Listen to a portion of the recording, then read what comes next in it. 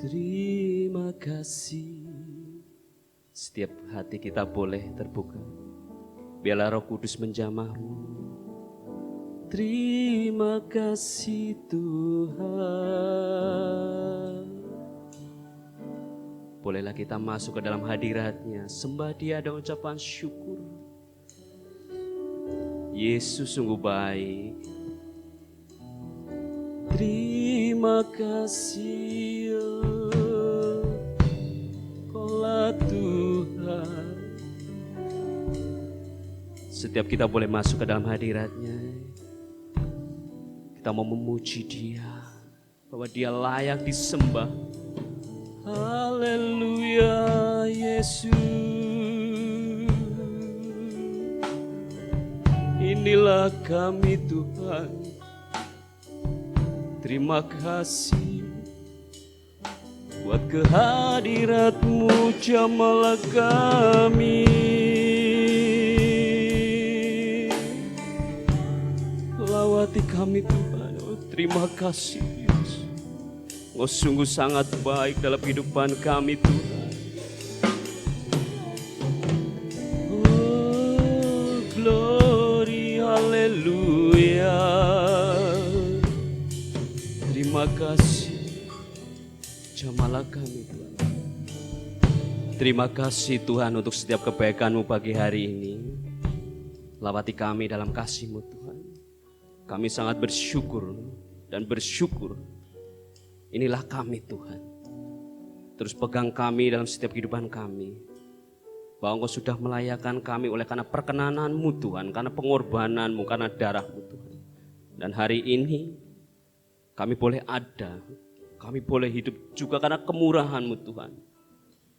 Bila memang ada jemaat-Mu yang datang dengan keputusasaan, biarlah Roh Kudus-Mu menjamah mereka Tuhan Yesus. Dan hari ini kami datang membawa hati kami dan kami mau menjemah, menyembah Raja Mulia, memuji Raja Mulia, layak ditinggikan ya Engkau Yesus Kristus Tuhan. Terima kasih Tuhan. Terima kasih. Ucap syukur. Terima kasih. Terima kasih. Terima kasih.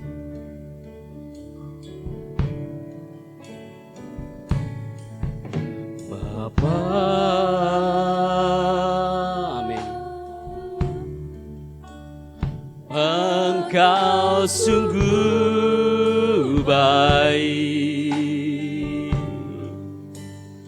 kasih-Mu melimpah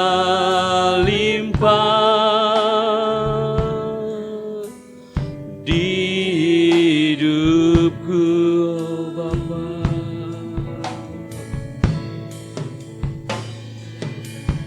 Bapa, haleluya. Ku berterima kasih berkat-Mu hari ini yang Kau sediakan bagi, katakan Bapa, haleluya. Bapa, amin. Engkau sungguh baik, kasih-Mu melimpah di hidupku, oh Bapa. Bapa,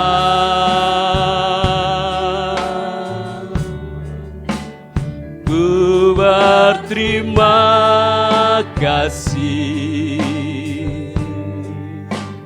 berkat-Mu hari ini hanya sediakan bagiku, haleluya. Naikkan syukurku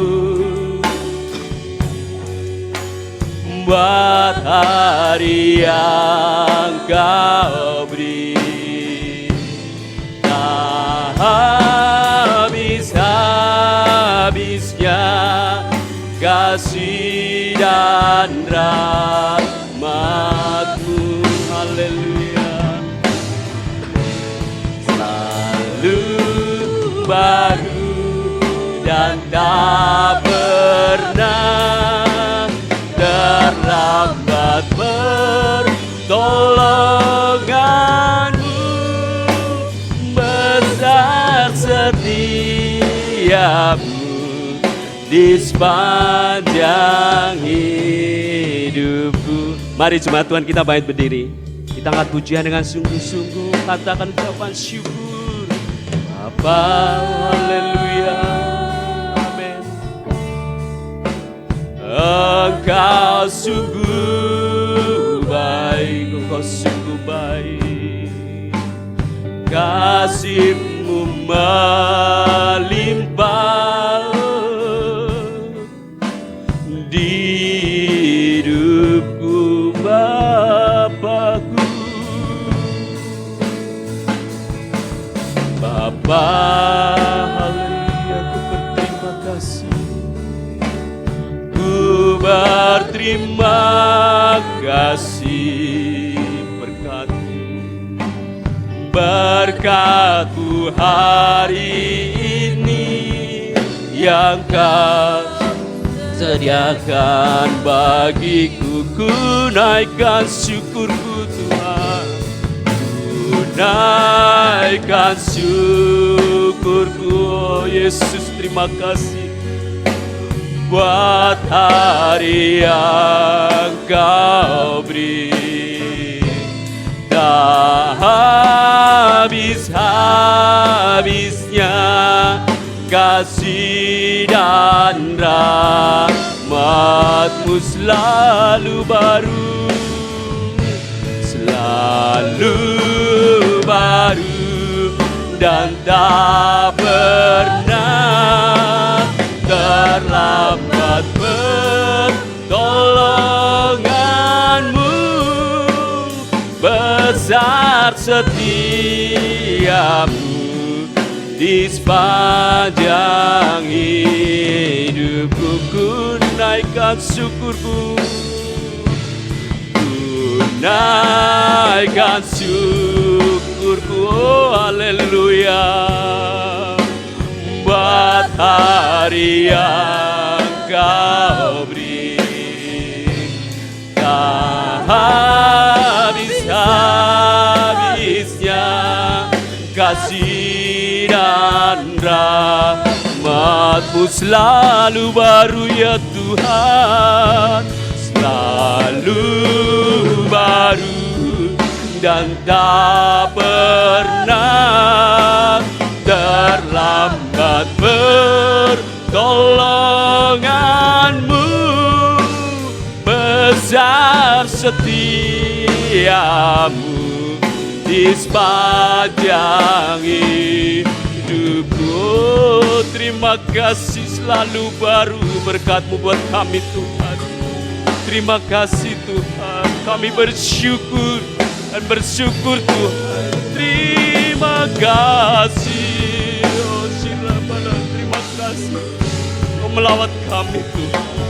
Terima kasih untuk setiap kebaikan-Mu dalam hidup kami. Terima kasih untuk hal yang benar, hal yang baik Tuhan. Ajar kami tetap teguh di dalam Kau Tuhan. Terima kasih, lawati kami, terpelihara kami dalam kemurahan Tuhan. Biar kami tetap kuat di dalam Kau.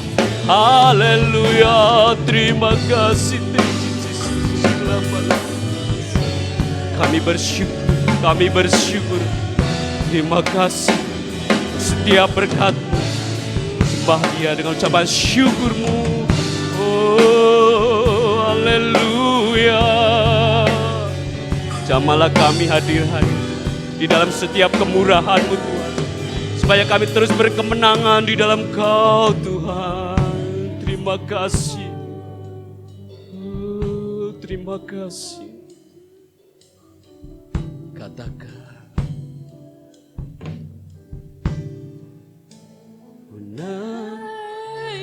syukur. Thank you Yesus, terima kasih Tuhan. Sungguh baik Tuhan. Terima kasih.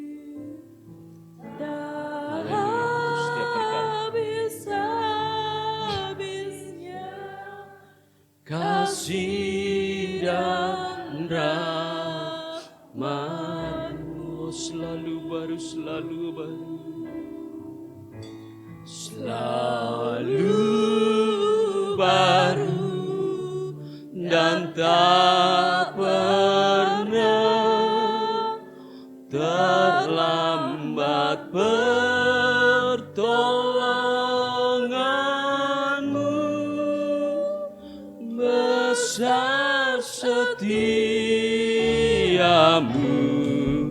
di sepanjang hidupku, ku naikkan syukurku Tuhan. Haleluya, amin. Buat hari yang Kau beri, tak habis-habisnya kasih dan rahmat-Mu selalu baru di hidupku, selalu baru dan tak pernah terlambat pertolongan-Mu.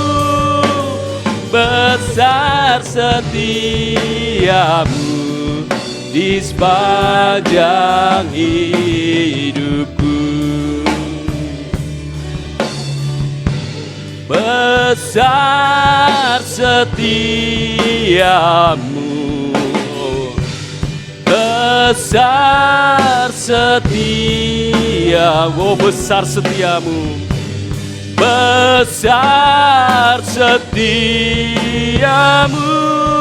di sepanjang hidupku. Berikan kemuliaan buat Dia, Yesus Kristus Tuhan. Haleluya. Thank you Jesus.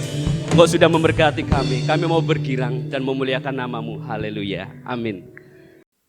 Puji nama Tuhan. Selamat pagi Bapak Ibu. Apa kabar? Ya, puji nama Tuhan, kita diberkati Tuhan, kita disertai Tuhan dan diberikan kekuatan dalam menjalankan kehidupan ini dari waktu ke waktu oleh karena penyertaan Tuhan. Bapak Ibu Saudaraku, ya puji nama Tuhan. Hari ini kita belajar mengenai Raja segala raja. Pernahkah kita merenungkan bahwa hidup kita ini adalah sebuah seleksi yang ketat oleh Tuhan? Jadi kalau kita melihat ya skema masa, kita menantikan rapture, penantian. Nah, selama penantian rapture, pengangkatan tubuh kita ini oleh Tuhan, itu di sini ada seleksi. Ada seleksi Bapak Ibu. Jadi kalau nanti ada orang yang meninggal di dalam Tuhan, yang sungguh-sungguh meninggal di dalam Tuhan, dia akan bangkit. Sementara kita yang menantikan Tuhan, kalau kita dipercaya oleh Tuhan, kita tinggal hidup sampai kedatangan Tuhan, kita akan diangkat. Maka ada yang diangkat, ada yang tidak diangkat. Ada yang dibangkitkan, ada yang tidak dibangkitkan. Maka tahap kedua, ya, tahap kedua adalah ketika ada orang diangkat rapture, maka ada tahap kedua adalah kesusahan besar. Nah, di dalam kesusahan besar ini pun juga diseleksi. Sampai nanti kepada masa pemerintahan Kristus yang 1000 tahun itu. Nah, yang ingin saya sampaikan pada saat ini, kita percaya bahwa Tuhan kita ini raja di atas segala raja. Amin Bapak Ibu. Oke ya. Tapi ini yang penting. Jadi bukan hanya kita sekedar percaya bahwa Dia adalah Allah, Dia Tuhan, Dia Raja segala raja. Sebelum Tuhan Yesus memenangkan dari seluruh ini ya, iblis itu masih ada Bapak Ibu. Di masa seleksi yang tadi saya ceritakan itu Iblis masih berkuasa, mujizat-mujizatnya pun dinyatakan. Ya, mujizat-mujizat Tuhan, mujizat-mujizat dari kuasa-kuasa lain, dari Allah-Allah lain, dari Tuhan, dari dewa-dewa, dari apapun masih ada sekarang ini. Jadi jangan sampai kemudian kita terpesona oleh karena berita-berita yang sekarang memang sangat mudah ya, ditampilkan di medsos dan lain sebagainya. Orang Kristen berdoa tidak disembuhkan, sementara di satu sisi di tempat lain, wah betapa dahsyatnya orang yang tidak percaya Tuhan tapi kemudian dijamah, kemudian disembuhkan. Gitu Bapak Ibu ya, kemudian kita terpesona. Sekali lagi kita sedang dalam masa seleksi. Sampai pada masa 1000 tahun pun ya itu kan dibelenggu iblis. Kenapa dikatakan sebagai masa damai? Karena dia tidak berkuasa. Masa 1000 tahun pemerintahan Kristus itu dibelenggu. Tapi setelah 1000 tahun itu dilepas lagi Bapak Ibu. Dan mujizat yang terjadi di luar dari Kristus, di luar dari Allah itu lebih dahsyat lagi. Sampai Tuhan katakan kalau ketika Tuhan Yesus datang kedua kali sebelum masa 1000 tahun ini ya, ini Tuhan katakan, ini kan masa kesusahan besar. Andai kata nanti aku datang, apakah aku dapati iman? Nah, disinilah yang target kita Bapak Ibu. Hari ini kita belajar bahwa dia adalah Raja segala Raja. Dan saya yakin kita percaya hal itu. Jadi kalau ini bukan sesuatu hal yang baru bagi Bapak Ibu, saya berharap ini menjadi refreshing bagi kita, penyegaran kita. Bahwa saya punya Tuhan, tapi di samping Tuhan yang saya percaya, ada begitu banyak mujizat-mujizat di luar Tuhan. Ya, kesukaran-kesukaran yang kita hadapi, kemudian kita merasakan iri, bagaimana orang lain yang bukan Kristen, bukan orang lain yang bukan percaya, tapi merasakan kenikmatan hidup dan lain sebagainya Bapak Ibu. Ya, kita melihat kan, itu banyak anak-anak Tuhan yang dalam keadaan sakit. Tidak henti-hentinya saya berdoa setiap hari buat mereka yang saya ingat. Si A, si B, si C, yang dalam pergumulan saya doakan. Ya. Sepertinya Tuhan tidak menjawab. Tetapi saya ingin katakan kepada Bapak Ibu, doa itu bukan sekedar menjawab persoalan kita, tapi doa itulah yang memberikan kekuatan di saat Tuhan tidak menjawab doa kita.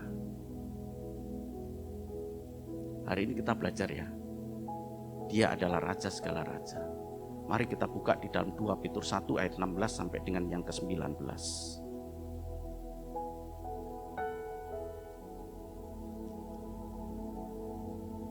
2 Petrus 1 ayat 16 sampai dengan yang ke-19. 2 Petrus 1 ayat 16 sampai dengan 19, demikian bunyi firman Tuhan.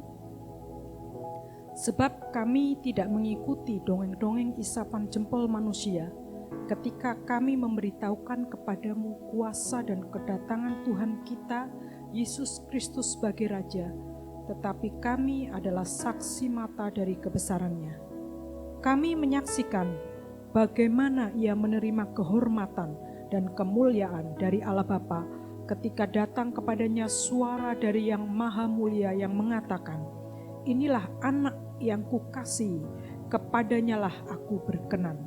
Suara itu kami dengar datang dari sorga ketika kami bersama-sama dengan dia di atas gunung yang kudus. Dengan demikian, kami makin diteguhkan oleh firman yang telah disampaikan oleh para nabi. Alangkah baiknya kalau kamu memperhatikannya sama seperti memperhatikan pelita yang bercahaya di tempat yang gelap, sampai fajar menyingsing dan bintang timur terbit bersinar di dalam hatimu. Amin. Di bagian akhir Bapak Ibu kita lihat ya, waktu saya membaca ini dikatakan, alangkah baiknya kalau kamu memperhatikan sama seperti memperhatikan pelita yang bercahaya di tempat yang gelap. Keadaan sekeliling kita seperti gelap, sepertinya tidak ada pengharapan. Tapi Tuhan meminta kepada kita, perhatikanlah pelita itu, jangan kegelapannya. perhatikanlah pelita itu yang bercahaya di tempat yang gelap sampai fajar menyingsing dan bintang timur terbit bersinar di dalam hatimu. Sampai Tuhan dengan kuasa Roh Kudus-Nya itu membimbing kita untuk kita punya iman yang teguh di dalam Dia, di dalam hidup yang gelap ini. Nah, saudaraku yang kasih Tuhan, ayat 16 tadi dikatakan, sebab kami tidak mengikuti dongeng-dongeng yang isapan jempol manusia. Ketika kami memberitahukan kepadamu kuasa dan kedatangan Tuhan kita, Yesus Kristus sebagai Raja. Tetapi kami adalah saksi mata dari kebesarannya. Jadi Petrus ini bersama dengan ada 3 murid Tuhan yang dekat dengan Tuhan ya, yang selalu dekat dengan Tuhan, maksudnya ya semua murid-murid Tuhan dekat, tapi ada 3 murid ini yang selalu Tuhan percaya lebih dari mereka, yaitu Yakobus, Petrus dan Yohanes, Bapak Ibu. Jadi ketika Tuhan Yesus di Taman Getsemani berdoa, 3 murid ini yang mendekati, tapi akhirnya mereka tidur juga bersama-sama dengan murid yang lainnya. Nah, ketika berada di gunung Horeb ya, Tuhan Yesus di situ dan kemudian bertemu dengan Musa dan Elia.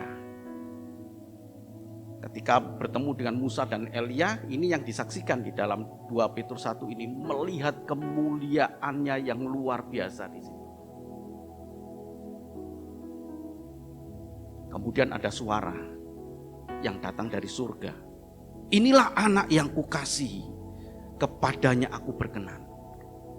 Allah Bapa menyatakan suaranya dan memberikan kepada Petrus, Yohanes dan Yakobus dan murid-murid yang lainnya yang lebih jauh lagi gitu ya. Jadi mereka yang bertiga ini lebih dekat, kemudian mereka mendengar, semuanya mendengar. Inilah anakku yang kepadanya aku berkenan. Dan kemudian mereka melihat kemuliaan Tuhan seperti matahari, terang benderang. Ya, mereka sangat senang dan kemudian berkata, Tuhan izinkanlah aku untuk mendirikan kemah. Ya, 3 kemah di tempat ini. 1 untuk engkau, 1 untuk Elia, dan 1 untuk Musa. Karena saking senangnya Bapak Ibu. Jadi mereka ingin membuat satu monumen sebenarnya. Di tempat inilah kami melihat Yesus sebagai Raja. Kami melihat kemuliaan dan kebesarannya. Hari-hari ini memang cukup berat bagi orang Kristen Bapak Ibu ya. Karena begitu banyak kesukaran yang kita hadapi, baik dalam usaha yang membutuhkan, maksudnya tantangan dalam spiritual Bapak Ibu ya. Tantangan dalam spiritual itu. Di satu sisi kita punya Tuhan yang Alkitab mencatat bahwa penuh dengan kebesaran, penuh dengan kemuliaan. Tapi di satu sisi kita hidup seperti di dalam kegelapan yang diminta untuk melihat pelita itu sampai kita punya iman yang cukup besar ya, seperti fajar menyingsing dikatakan di situ. Bintang timur terbit bersinar di dalam hatimu. Jadi jangan pernah kita dikalahkan oleh keadaan apapun untuk kita menyembah raja di atas segala raja. Ya, Bapak Ibu ya. Jangan sampai kemudian kita kendor.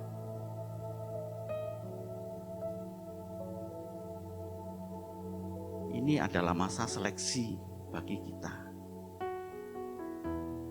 Masa seleksi yang menentukan kehidupan kekal kita, Bapak Ibu.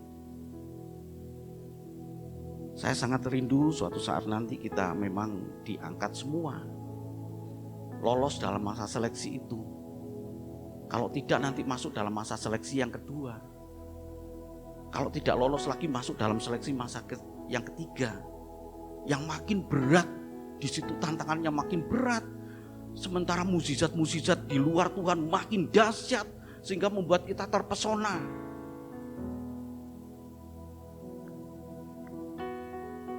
kita mantapkan Tuhan Yesus adalah Raja segala raja.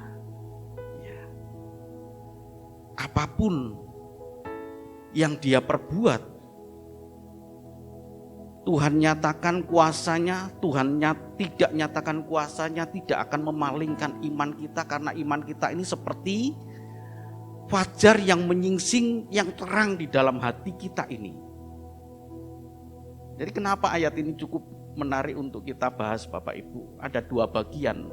Di satu sisi berkata bahwa dia adalah raja dengan segala kebesarannya, dan kemudian Allah Bapa sendiri menyatakan inilah anak yang kukasihi, kepadanya aku berkenan. Ya, tapi di satu sisi kita hidup di dalam kegelapan yang kemudian Tuhan minta, lihatlah pelita itu. Jadi kenaikan Tuhan beberapa waktu yang lalu kita peringati itu adalah kembalinya dia sang raja. Sang raja yang tidak dihargai di dalam kehidupan dia pada waktu dia di dunia. Ya. Tentu banyak kisah yang tidak bisa saya sebutkan ayatnya, tapi Bapak Ibu tentu tahu ya bagaimana Tuhan Yesus ditolak, bagaimana Tuhan Yesus itu mau dilempari batu, bagaimana Tuhan Yesus itu diludahi, bagaimana dia raja yang ditolak, dia raja yang dihina. Tapi kenaikan itu menunjukkan bahwa ini raja yang kembali kepada posisi dia semula.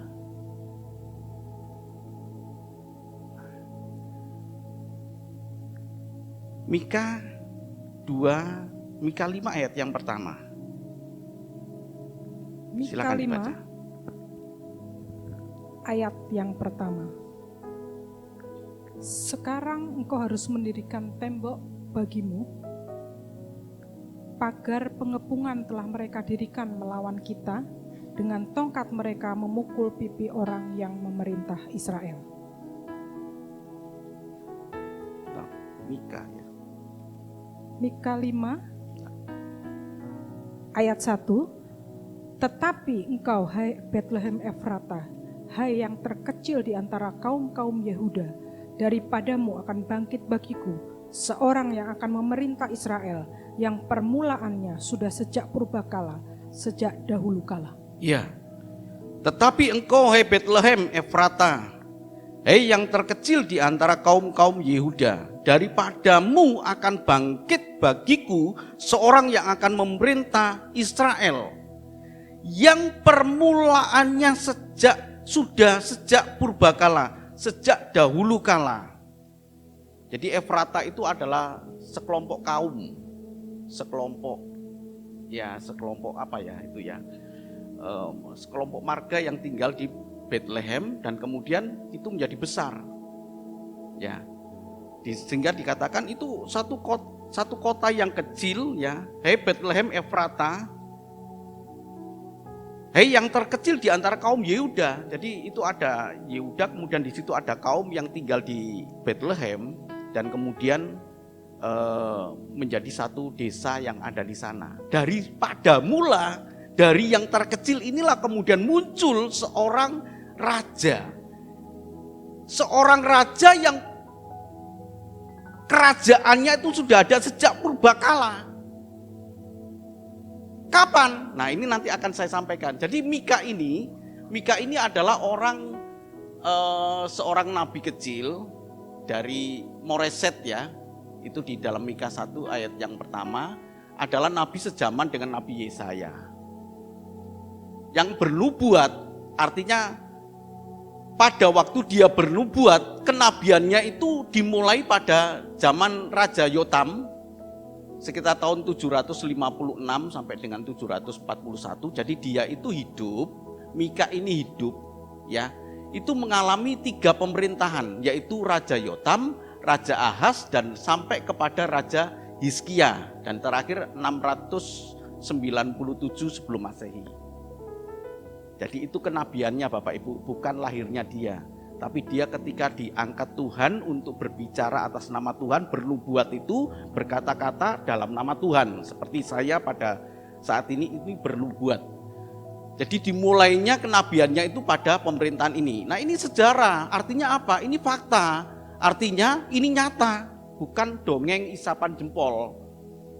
Nah, nubuat yang terpenting adalah tentang kelahiran Mesias akan pemerintahan Israel seperti di dalam Mika 5 ayat yang pertama tadi. Jadi ini dia nubuat penting ini, di samping nubuat-nubuat yang lain yang disampaikan oleh Nabi Mika, itu nubuat yang penting adalah tentang kelahiran Mesias. Yang pertama, kelahiran Mesias itu adanya bukan di tempat lain. Adanya di Bethlehem. Di mana? Di Efrata. Sudah sangat jelas Bapak Ibu. Jadi mereka menantikan kelahiran seorang raja yang lahir di Bethlehem, di mana? Di Efrata, sebuah kaum yang terkecil dari Yehuda, yang mereka tinggal di sana. Nah, ada 3 nama di dalam Alkitab, supaya ini saya sampaikan menjadi catatan tambahan saja, supaya Bapak Ibu kalau baca Alkitab, yang senang baca Alkitab Bapak Ibu ya, di dalam Alkitab itu ada 3 nama Mika. Jangan sampai kemudian kita campur baur bahwa Mika yang di dalam Hakim-Hakim 17 ini adalah Mika di dalam Mika yang kitab Mika tadi. Bukan. Hakim-Hakim 17 ayat yang pertama ini adalah ada seorang yang bernama Mika yang justru menyelewengkan orang Israel dengan menyembah berhala. Kemudian ada juga Nabi Mika bin Zimla di sini. Ini nabi di Israel pada zaman Rahab, 1 Raja-Raja 22 ayat yang ke-8. Ada nabi juga di sana. Nah, di dalam kitab Mika itu ini orang Moreset ini. Jadi itu tambahan saja Bapak Ibu, supaya Bapak Ibu tidak salah mengerti. Baca loh, kok ada Mika lagi? Kok Mika di sini kok menyembah berhala? Lain, beda, bukan Mika itu. Jadi kita kembali ya. Kalau kita lihat di dalam Mika 5 ayat yang pertama ini, memerintah Israel. Ada 3 bagian di situ, 2 bagian yang penting. Yang pertama, memerintah Israel. Yang permulaannya sejak purbakala. Sejak dahulu kala. Kapan? Dahulu kala gitu ya. Sebelum dia lahir di Bethlehem, dia sudah memerintah.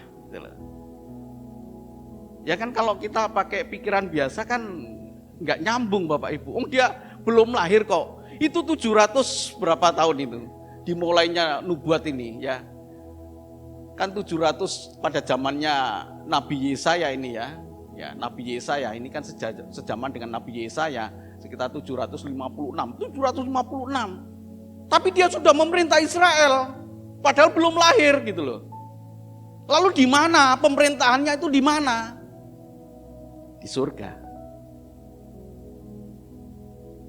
Jadi sebelum dia turun dalam dunia, dia sudah memerintah di surga Bapak Ibu. Jadi ini salah satu ayat yang menguatkan kita terhadap serangan-serangan yang meragukan bahwa Yesus itu bukan Allah. Dia ada sebelum segala sesuatu ada.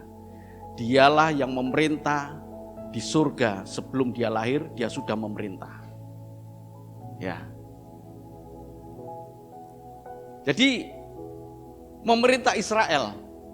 Kenapa memerintah Israel? Karena Israel itu adalah pilot project dari Allah, Bapak Ibu. Allah ingin menyatakan kepada dunia ini bahwa Allah memakai satu bangsa yang kecil. Sekarang bangsa Israel itu hanya berpenduduk 9 juta Bapak Ibu. Tapi Allah punya pilot project di situ. Ini loh, teokrasi itu ada di sini. Pemerintahan oleh Tuhan itu ada di sini. Tapi orang Israel nggak mau. Aku butuh seorang raja. Padahal teokrasi itu adalah Tuhan sendiri yang memimpin gitu loh Bapak Ibu. Dari sejak semula ketika Tuhan berkata, keluarlah engkau dari Mesir ini, itu Tuhan yang pimpin. Di padang gurun Tuhan pimpin. Siang hari mereka kepanasan, Tuhan naungi dengan tiang awan. Malam hari mereka tidak tahu jalan kemana, utara selatan, tidak ada penerangan, Tuhan terangi dengan tiang api. Tuhan yang sendiri yang pimpin. Tapi kemudian mereka lihat bangsa lain, loh mereka kok punya raja. Loh bangsa itu punya raja, loh kita punya raja. kita kok nggak punya ya. Akhirnya mereka mendesak kepada Nabi Samuel, angkat bagi kami seorang raja, angkat bagi kami. Maka diangkatlah Saul raja pertama. Ya, tapi awalnya ini Tuhan sendiri yang memimpin. Nah, ini akan kembali sebagai pilot project ini akan kembali bahwa Tuhan yang memimpin. Maka lahirlah Tuhan Yesus. Ya, lahirlah Tuhan Yesus, tapi kemudian mereka menolak. Kami tidak mempercayai sebab Mesias tidak seperti ini gitu loh. Masa Mesias lahir kayak begitu? Mereka tidak melihat kitab-kitab para nabi. Ya. Semua yang dinubuatkan oleh kitab para nabi itu betul-betul tergenapi pada pribadi Yesus. Kalau Bapak Ibu baca di dalam Yesaya 53 itu ya, wah, penderitaannya, dia dihina, sakit kita ditimpakan kepada dia, dan lain sebagainya. Semuanya itu terpenuhi dalam pribadi Yesus. Tapi mereka tetap menolak hal ini.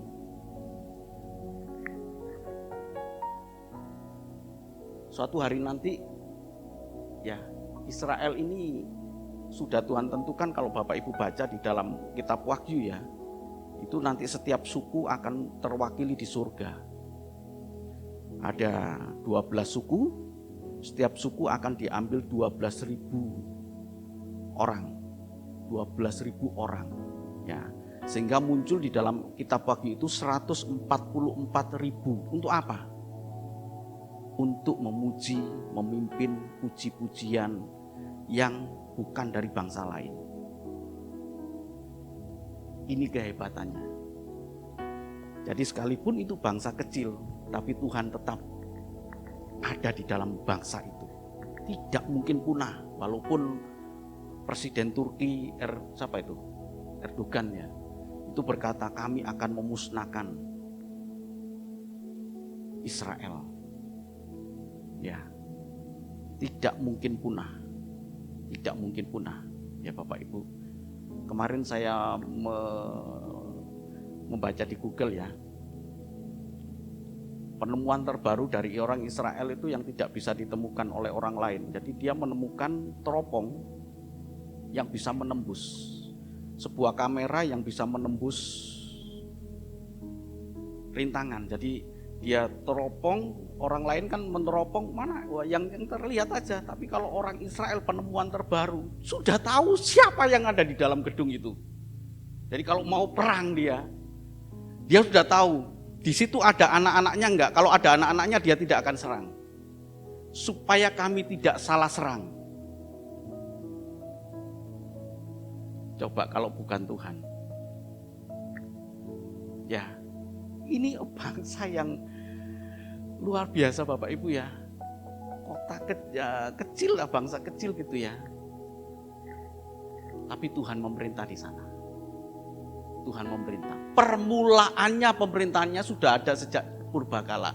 Nah ini kalau diartikan begini, sejak purbakala itu dalam bahasa aslinya kan kedem. Kedem itu abadi. Jadi sejak purbakala itu sudah abadi. Nabi Mika tidak bisa menjelaskan kapan, dan dia hanya menulis sejak purbakala kapan, abadi. Dia mempergunakan kata kedem di sini. Dahulu kala itu olam, artinya selamanya, kekal, segala abad, tidak akan pernah berhenti. Jadi kemarin kan kita memperingati kenaikan Tuhan, itu kembalinya sang raja dalam posisi yang semula dia sudah tempati. Sebelum Tuhan Yesus lahir, dia sudah memerintah di surga. Kemudian dia turun, dan sekarang dia naik kembali kepada posisinya sebagai raja. Jadi Bapak Ibu dan Saudaraku, betapa iman kita ini seperti fajar menyingsing yang terang gitu loh. Di dalam kegelapan, di dalam keraguan-raguan kita, aduh kenapa kok Tuhan tolong, ingat hari ini kita, Tuhan itu raja di atas segala raja. Jangan sampai kemudian muncul keraguan Kenapa Tuhan tidak tolong? Kenapa Tuhan tidak jawab persoalan saya? Kenapa Tuhan tidak dengar doa saya? Dan kemudian kita berkata, benar nggak dia Raja? Benar nggak dia Tuhan? Kita mulai ragu. Kalau kita mulai ragu Bapak Ibu, sesungguhnya belum sampai kepada fajar yang menyingsing dalam hati kita ini. Kalau sudah sampai fajar yang menyingsing itu menerangi kegelapan. Kegelapan tidak akan menguasai hati kita. Keraguan tidak akan menguasai hati kita. Apakah mungkin ini raja dunia yang dimaksud oleh Mika 5 ayat yang pertama? Apakah mungkin nubuat itu adalah raja dunia? Enggak mungkin, karena dikatakan di sini Kedem, dikatakan di sini Olam, yang berarti abadi, yang berarti kekal. Enggak mungkin itu kerajaan dunia. Enggak mungkin itu berbicara tentang Daud. Gak mungkin itu berbicara tentang Salomo, gak mungkin. Ini pasti berbicara tentang raja yang lain dari raja yang ada. Siapa? Mereka gak tahu loh Bapak Ibu.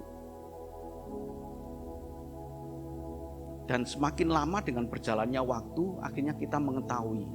Sampai akhirnya kemudian Tuhan naik ke surga. Dan tadi 2 Petrus tadi berkata, aku melihat kebesarannya, kemuliaannya. Dia raja segala raja. Yang kerajaannya sudah ada sejak purbakala. Yohanes 18 ayat yang ke-36. Yohanes 18 ayat yang ke-36. Jawab Yesus, kerajaanku bukan dari dunia ini. Jika kerajaanku dari dunia ini, pasti hamba-hambaku telah melawan, supaya aku jangan diserahkan kepada orang Yahudi, akan tetapi kerajaanku bukan dari sini. Kerajaanku bukan dari sini. Tapi apakah murid-murid pada waktu itu yang mendengarkan mengerti? Ya, nggak mengerti Bapak Ibu. Jadi mereka tetap mengharapkan mengangkat Tuhan Yesus itu sebagai raja untuk membebaskan orang Israel dari penjajahan Roma.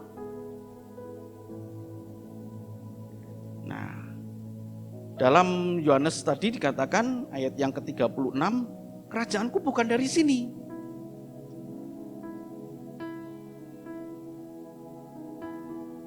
Jawab Yesus, kerajaanku bukan dari dunia ini. Jika kerajaanku dari dunia ini, pasti hamba-hambaku telah melawan. Supaya aku jangan diserahkan kepada orang Yahudi, dan akan tetapi kerajaanku bukan dari sini.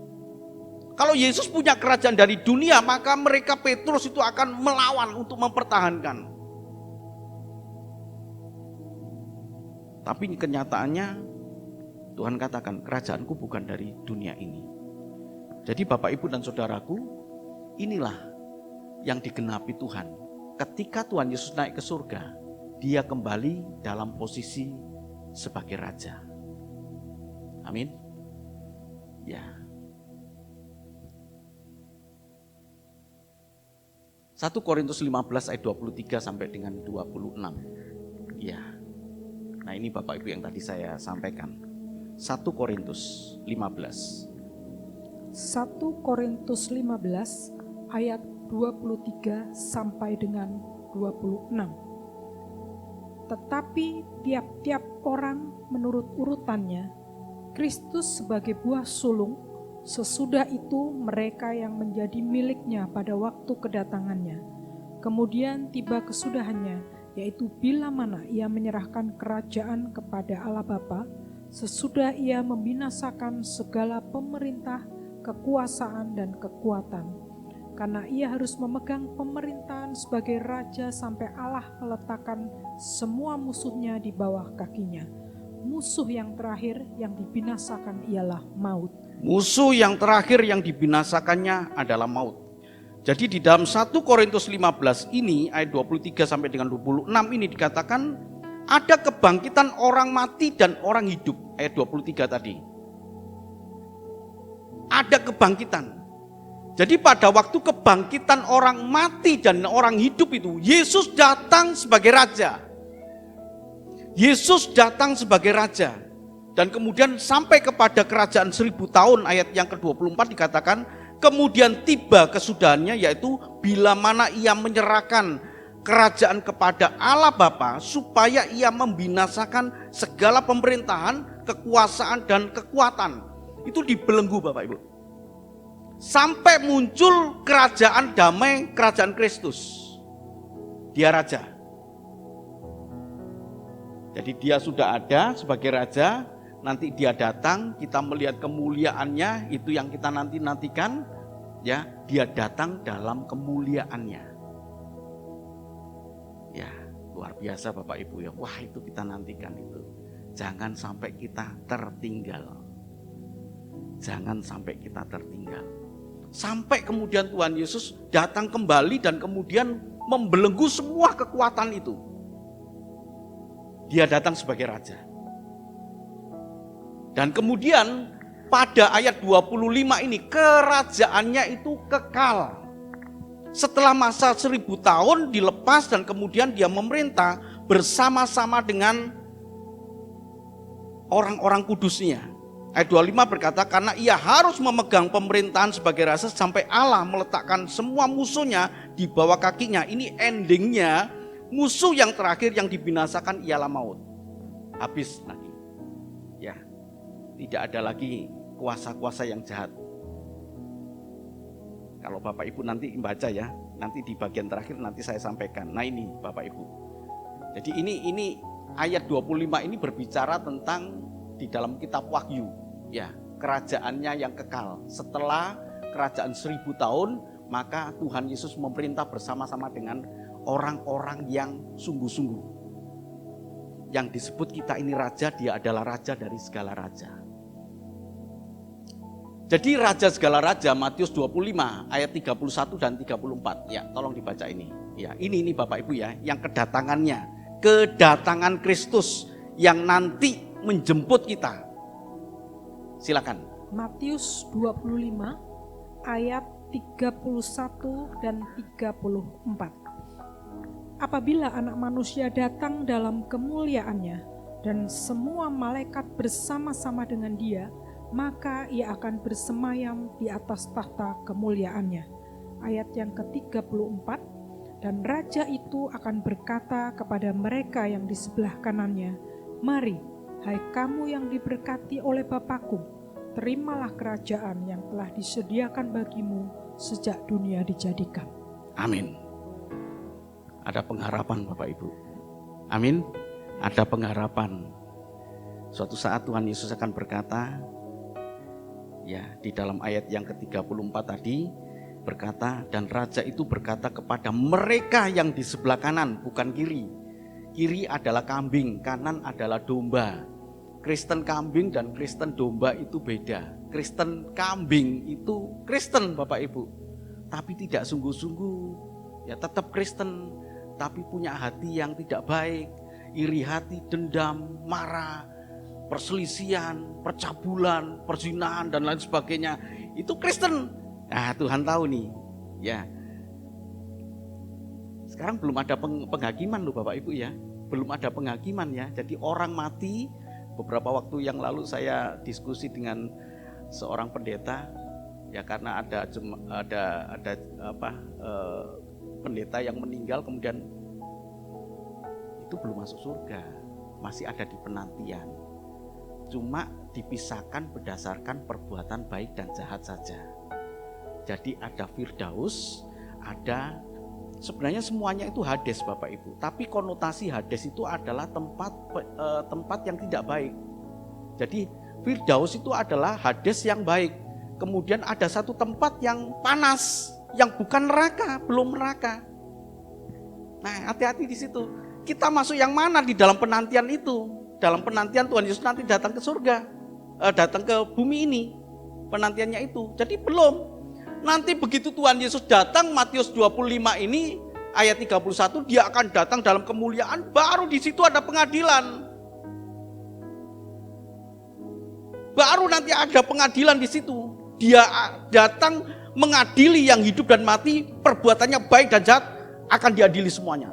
Semuanya akan diadili.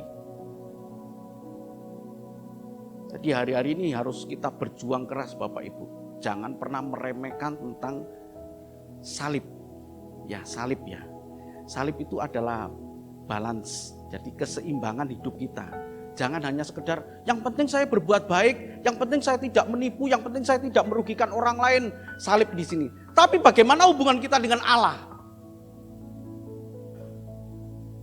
Bagaimana ibadah kita, penyembahan kita kepada Allah?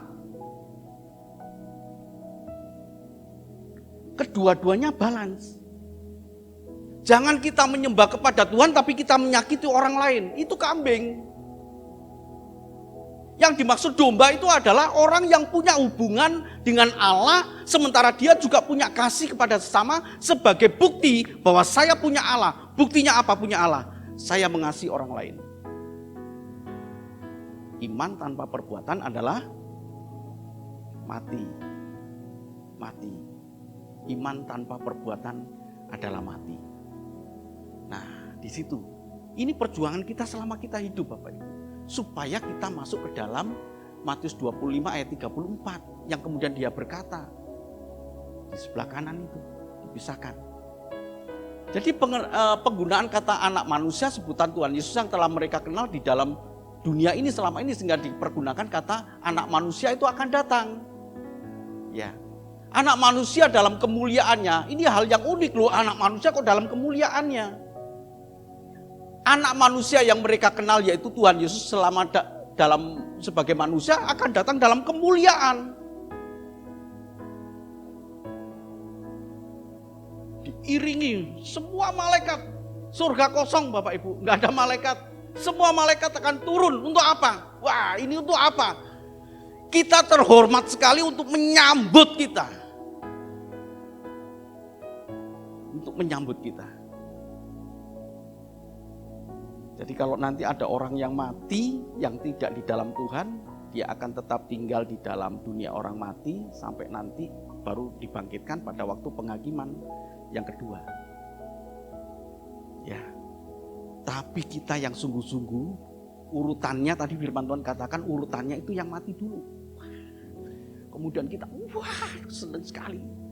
Disambut oleh malaikat Tuhan Yesus ada disambut dengan diiringi malaikat. Anak manusia akan bersemayam di atas takhta kemuliaannya. Artinya dia datang, dia juga yang akan kembali ke surga. Dia yang datang dalam kemuliaan, dia juga yang akan kembali ke surga. Ayat 31. Anak manusia disebut sebagai raja yang menghakimi. Ayat 34. Dari kekuasaan yang terbatas Tuhan Yesus, ya Bapak Ibu, saya tolong jangan sampai salah mengerti. Dari kekuasaan yang terbatas ketika dia menjadi anak manusia, kekuasaannya terbatas. Tapi kenaikan Tuhan itu, dia menerima kekuasaan yang absolut, yang tak terbatas. Sampai dia punya kekuasaan untuk menghakimi, yang itu adalah hak dari Allah Bapa yang diberikan kepada Allah Anak. Karena dia raja. Karena dia raja. Jadi ini yang dimaksud dengan kerajaannya yang kekal tadi. Wahyu 19 ayat yang ke-16, ayat yang terakhir. Tolong dibaca. Wahyu 19 ayat yang ke-16. Dan pada jubahnya dan pahanya tertulis suatu nama, yaitu Raja segala raja dan Tuan di atas segala tuan. Ya, puji nama Tuhan. Dan di jubahnya dan paha, ya, dan paha ya. Jadi di pahanya itu jangan terus diartikan bahwa ini betul-betul nanti di jubahnya itu tertulis, di jubahnya tertulis raja segala raja, di pahanya kemudian ada tato Tuan di atas segala tuan. Bukan Bapak Ibu. Ini artinya jadi semua ya Bapak Ibu ya, saya kadang-kadang capek juga ya, capek untuk menjelaskan kepada orang-orang yang tidak tahu kitab Wahyu. Kitab Wahyu itu kemudian diartikan secara hurufiah seperti 666. Tadi malam saya sampaikan di dalam doa ucapan syukur. Bukan terus di sini ada chip, di sini ada tulisan 66 di tangan kita. Tidak. 666 itu kan dari raja yang pada saat Yohanes itu menulis, itu dia ada di dalam pemerintahan yang pertama Kaisar Nero. Ya, tahun 54. Tahun 54 Kaisar Nero itu memerintah. Yohanes itu ada di dalam pemerintahan itu dan dia melihat Kaisar Nero itu kalau ditulis dalam bahasa Ibrani itu Neron. Ya, dalam bahasa Indonesia Nero, tapi dalam bahasa Ibrani Neron. Neron kemudian diterjemahkan dalam bentuk angka. Maka muncullah di jumlah ron gitu ya, kemudian di jumlah itu 666. Yang berbicara tentang kaisar yang sangat kecintaan kepada duniawi, harta itu sangat besar. Dia hidupnya pesta pora sampai akhirnya dia bangkrut. Karena bangkrut dia stres. Karena stres kemudian dia memerintahkan membuat satu isu bahwa kota Roma ini dibakar oleh orang-orang Kristen, padahal yang membakar itu dia karena gila. Kenapa gila? Karena dia sudah kehabisan uang. Nah, jangan sampai kita ini punya di sini ini 666 Kaisar Nero, kecintaan kita kepada dunia itu gila sekali gitu loh. Kemudian di sini 666 ya, 666 di sini berbicara Domitianus. Domitianus kalau diterjemahkan itu 666 juga. Nah, Kaisar Domitianus kaisar yang sangat jahat, Bapak Ibu. Senang sekali kalau melihat kalau orang Kristen disiksa. Nah, kalau hati kita jahat, hati kita licik, kita itu seperti Kaisar Domitianus. Jadi jangan diterjemahkan secara hurufiah. Jadi jubah dan paha ini adalah tempat yang biasa yang tercantum sebagai nama simbol yang artinya sangat jelas terlihat. Artinya apa? Gak perlu diragukan dia adalah raja segala raja, dia Tuhan segala Tuhan. Selain sebutannya firman Allah dalam korelasi sebagai pencipta, dalam ini ya, saya agak terburu-buru karena waktunya 8.15, Pak Ferry sudah lihat-lihat jam aja, saya buru-buru. Ya Bapak Ibu ya, dari sini sebutan ini berbicara pencipta, diciptakan. Sebutan pencipta di sini adalah disebut juga raja segala raja. Dalam Wahyu 19 ayat yang ke-16 ini, raja segala raja. Dia pencipta. Dia pencipta. Ya. Yohanes 1 ayat yang ke-14 dia pencipta. Nah, Bapak Ibu dan Saudaraku, pesan moralnya tentu sudah tahu Bapak Ibu ya. Pesan moralnya adalah Tuhan Yesus raja segala raja, enggak perlu diragukan lagi. Yang terdahulu dan yang terkemudian, sembahlah dia. Tuhan memberkati. Amin.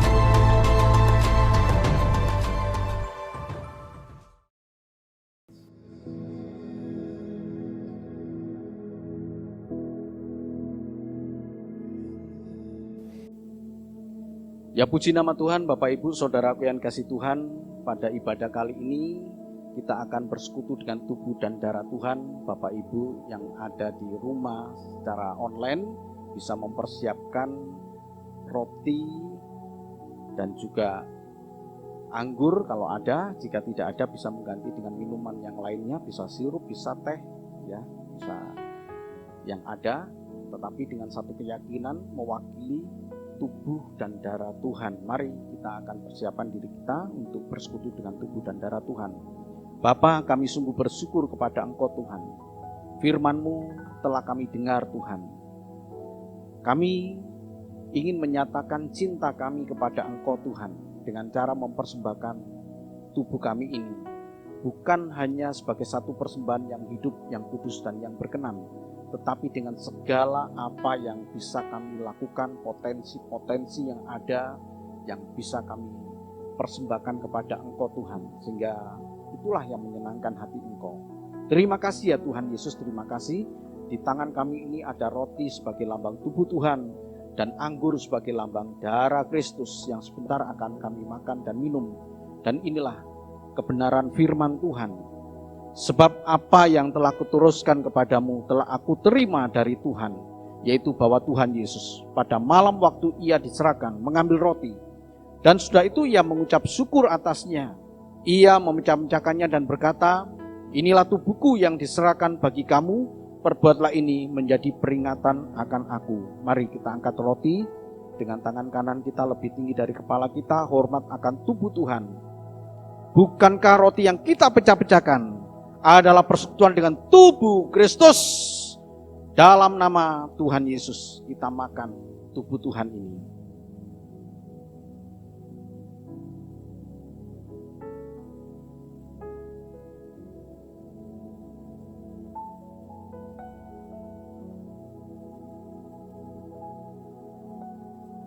Terpujilah Engkau Tuhan.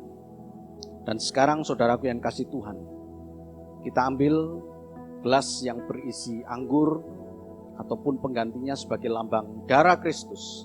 Kita pegang dengan tangan kanan kita dan kita dekatkan di dada kita sebagai bukti bahwa Dia Tuhan Allah yang mengasihi kita, Dia Tuhan Allah kekasih jiwa kita.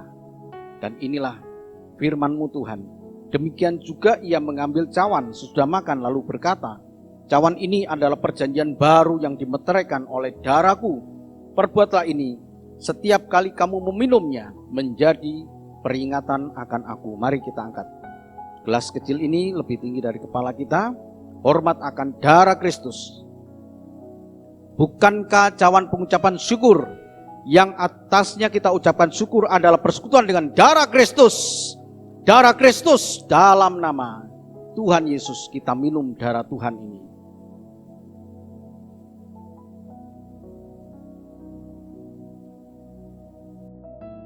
Bapa kami yang di surga, dikuduskanlah namamu, datanglah kerajaanmu, jadilah kehendak-Mu di bumi seperti di surga.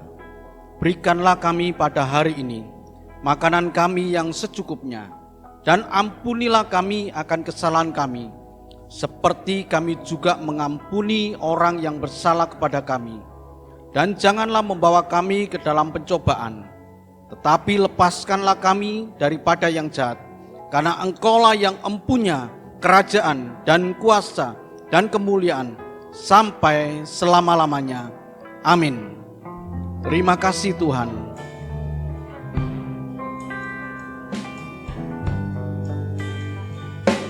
Terima kasih Tuhan.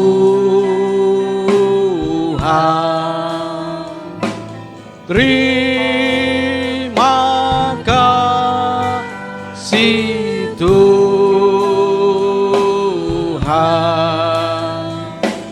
Dalam nama Yesus,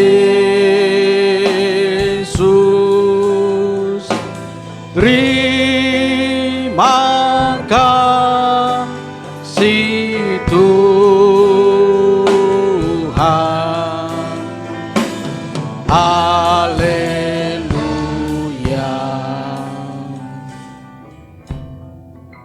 Kami sungguh bersyukur kepada Engkau ya Bapa, Allah yang mengasihi kami Tuhan. Sebentar kami akan meninggalkan tempat ini. Kami pulang dengan sukacita dan membawa berkat-berkat yang telah Tuhan persiapkan bagi kami. Bapak Ibu, saudaraku yang sangat dikasihi Tuhan, terimalah berkat dan anugerah dari Allah Bapa di surga.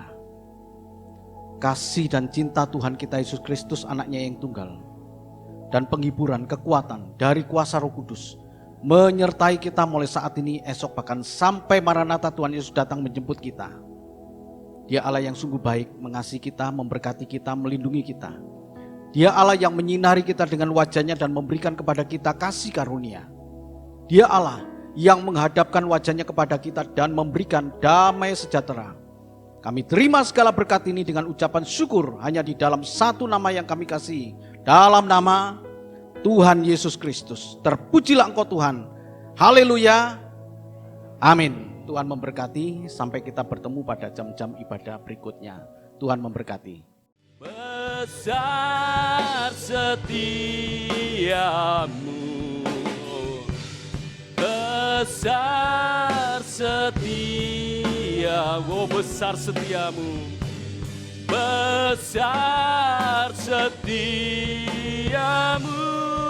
di sepanjang hidupku.